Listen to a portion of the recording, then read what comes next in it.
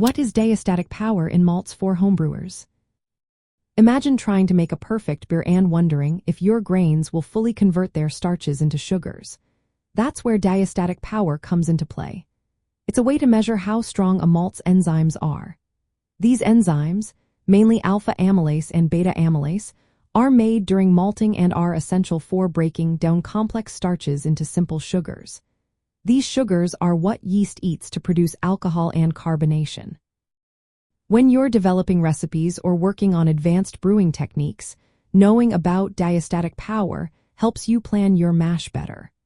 For example, base malts like two-row pale malt have high diastatic power, often between 130 and 180 degrees Lintner. This means they have plenty of enzymes to convert starches from themselves and other grains. Specialty malts or roasted malts usually have low or no diastatic power because the roasting process destroys these enzymes.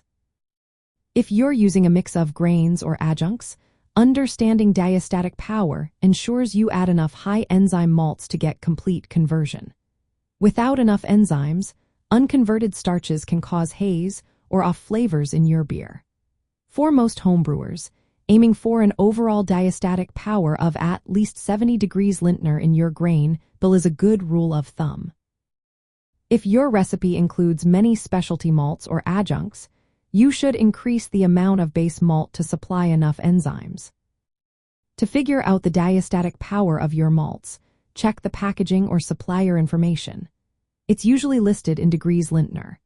If you're designing a recipe for a specific style or trying to push the limits of your mash, this info helps you balance your grains properly.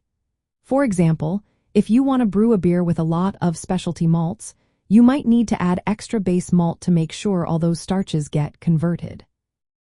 In practice, understanding diastatic power helps you avoid problems like stuck mashes or incomplete starch conversion. It's especially useful when experimenting with new grains or creating complex recipes. By knowing the enzymatic strength of your malts, you can tweak your grain bill to ensure a smooth mash and a clean, well-fermented beer. This knowledge is a key part of recipe development for homebrewers who want to refine their craft and produce consistent, high-quality brews.